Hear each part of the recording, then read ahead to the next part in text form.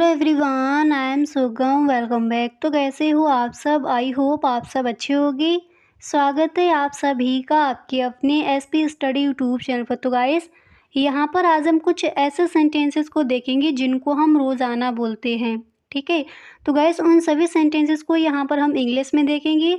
तो इस वीडियो को आपको पूरा देखना है। वीडियो को आप बिल्कुल भी स्किप ना करें अगर स्टार्टिंग से आप इंग्लिश बोलना सीखना चाहती हूँ। तो पहला जो सेंटेंस है यहाँ पर दिया गया है, क्या आप कृपया कुछ मिनट तक प्रतीक्षा करेंगे। इस तरह के सेंटेंसेस अक्सर आप किसी न किसी के साथ बोलते ही होगे। तो गाइस, जब भी आपको कहना हो क्या आप कृपया कुछ मिनट तक प्रतीक्षा करेंगे, तो इस सेंटेंस को हम इंग्लिश में कहेंगे would you please wait for a few minutes. Would you please wait for a few minutes. क्या आप कृपया कुछ मिनट तक वेट करेंगे, कुछ मिनट तक प्रतीक्षा करेंगे। इंग्लिश में क्या बोला जाएगा? इस सेंटेंस को हम इंग्लिश में कहेंगे would you please wait for a few minutes. Would you please wait for a few minutes. क्या आप कृपया कुछ मिनट तक प्रतीक्षा करेंगे। अब देखिएगा, जो भी यहाँ पर सेंटेंसेस है, हर सेंटेंस को आपको साथ ही साथ बोलते चल रहा है। तो जो फर्स्ट सेंटेंस था ये आपको अच्छे से याद हो गया। दोबारा से बोलिए, इसको इंग्लिश में बोला जाएगा would you please wait for a few minutes. Would you please wait for a few minutes. क्या आप कृपया कुछ मिनट तक प्रतीक्षा करेंगे। इसी तरह से गाइस हर सेंटेंस को आपको साथ ही साथ बोलते चलना है, ताकि जो भी यहाँ पर सेंटेंसेस आपको बताए जाएं, वीडियो के अंत तक आपको सभी सेंटेंसेस यहीं पर याद हो जाएं। और इनको आज से आपको इंग्लिश में ही बोलना है। ठीक है, तो ये आपने देख लिया। इसके बाद यहाँ पर आपका नेक्स्ट सेंटेंस क्या दिया गया है उसको देखते हैं। हर सेंटेंस को आपको 1 से 2 बार बोलना है। नेक्स्ट है, क्या आप कृपया मुझे ये नियम समझाएंगे, या फिर क्या आप कृपया मुझे ये समझाएंगे। अगर इस तरह से कहना हो तो इसको हम इंग्लिश में कहेंगे would you please explain the rules to me. क्या आप कृपया मुझे ये नियम समझाएंगे, या फिर मुझे नियम समझाएंगे। इस तरह से कहना हो तो इसको हम इंग्लिश में कहेंगे would you please explain the rules to me. Would you please explain the rules to me. क्या आप कृपया मुझे नियम समझाएंगे। जो भी नियम है एक्सप्लेन करेंगे। ठीक है, इस तरह से इसको हम इंग्लिश में कहेंगे। तो अच्छे से आपको याद हो गया कि आप कृपया मुझे नियम समझाएंगे। इंग्लिश में क्या बोला जाएगा? Would you please explain the rules to me. Would you please explain the rules to me. क्या आप कृपया मुझे नियम समझाएंगे। ठीक है, इस तरह से हम इस सेंटेंस को इंग्लिश में बोलेंगे। क्लियर? इसके बाद यहाँ पर आपका नेक्स्ट सेंटेंस क्या दिया गया है उसको देखते हैं। हर सेंटेंस को आपको साथ ही साथ बोलते चलना है। नेक्स्ट है कि उसने वादा किया था कि वह मुझे पढ़ाएगा। अगर इस तरह से किसी से बोलना हो तो गाइस इसको हम इंग्लिश में कहेंगे ही प्रोमिस्ड ही वुड ट्यूटर मी। उसने वादा किया था कि वह मुझे पढ़ाएगा। इंग्लिश में इसको हम बोलेंगे ही प्रोमिस्ड ही वुड ट्यूटर मी। उसने वादा किया था कि वह मुझे पढ़ाएगा।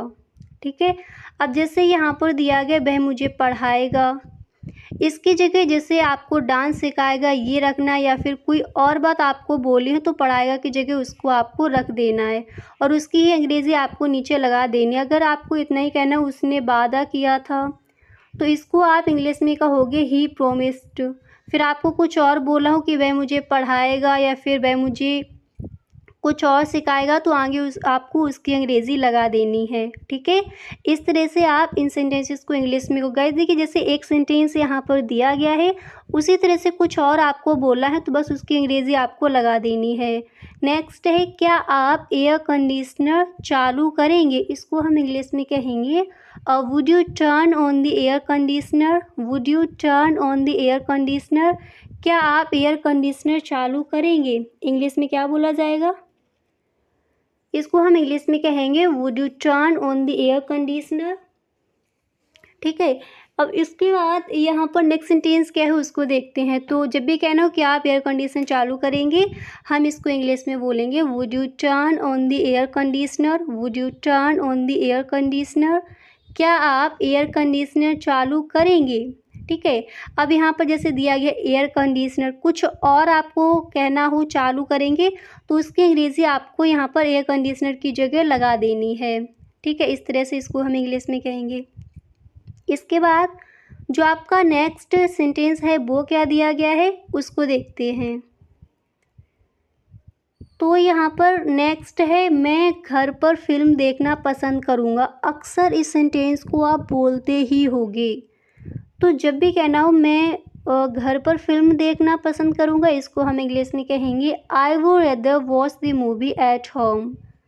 I would rather watch the movie at home. मैं घर पर फिल्म देखना पसंद करूँगा। इंग्लिश में इसको हम कहेंगे I would rather watch the movie at home. ठीक है। अब जैसे आपको घर की जगह कहीं और बोला, सिनेमा हॉल में देखना पसंद करूँगा, तो यहाँ पर एट होम की जगह आपको क्या रख देना है, एट सिनेमा हॉल। अगर यही कहना हो कि घर पर देखना पसंद करूँगा मूवी, तो आप इंग्लिश में कहोगे I would rather watch the movie at home. I would rather watch the movie at home.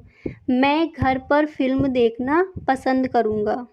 ठीक है, इस तरह से इसको हम इंग्लिश में कहेंगे।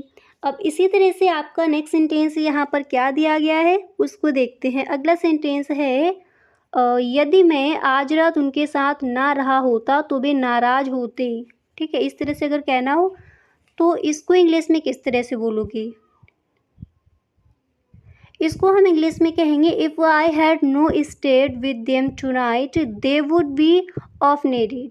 यदि मैं आज रात उनके साथ ना रहा होता, सिर्फ इतना कहना तो इंग्लिश में बोला जाएगा if I had not stayed with them tonight, तो भी नाराज़ होते। इंग्लिश में कहेंगे दे वुड बी ऑफनेडेड, तो भी नाराज़ होती। अब पूरा सेंटेंस देख लीजिए।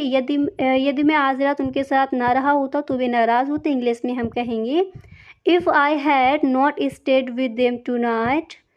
इसके बाद कहना तो वे नाराज़ होते, तो इंग्लिश में कहेंगे they would be offended. If I had not stayed with them tonight they would be offended. यदि मैं आज रात उनके साथ ना रहा होता तो वे नाराज़ होते। इसी तरह से नेक्स्ट है क्या आपको बुरा लगेगा अगर मैं हमारे पैसे से एक नई कार ख़रीदूँ। ठीक है, तो गाइस इसको हम इंग्लिश में कहेंगे would you mind if I bought a new car with our money. क्या आपको बुरा लगेगा अगर मैं हमारे पैसे से एक नई कार ख़रीदूँ। इसको हम इंग्लिश में कहेंगे would you mind if I had bought a new car with our money. Would you mind if I bought a new car with our money. क्या आपको बुरा लगेगा अगर मैं हमारे पैसे से एक नई कार ख़रीदूँ। ठीक है, तो इस तरह से इसको अब जैसे यहाँ पर दिया गया नई कार, कार की जगह कुछ और आपको रखना है। जैसे नई बाइक ख़रीदूँ तो इंग्लिश में कहोगे न्यू कार की जगह आपको क्या रख देना है, न्यू बाइक। ठीक है, उसी तरह से इंग्लिश में बोलना है। नेक्स्ट है यदि मैं एक न्यायाधीश होता तो मैं उन्हें दोषी ठहराता। इसको हम इंग्लिश में कहेंगे इफ़ आई वर अ जज I would convict them. If I वर अ जज आई वुड कॉन्विक्ट देम। यदि मैं एक न्यायाधीश होता, जज होता, तो मैं उन्हें दोषी ठहराता। इंग्लिश में किस तरह से बोलोगी? और इस तरह के सेंटेंसेस अक्सर गाइस हम बोलते हैं। ठीक है, तो इंग्लिश में इसको बोला जाएगा इफ़ आई वर अ जज आई वुड कॉन्विक्ट देम। यदि मैं एक न्यायाधीश होता तो मैं उन्हें दोषी ठहराता। इस तरह से इसको हम इंग्लिश में कहेंगे।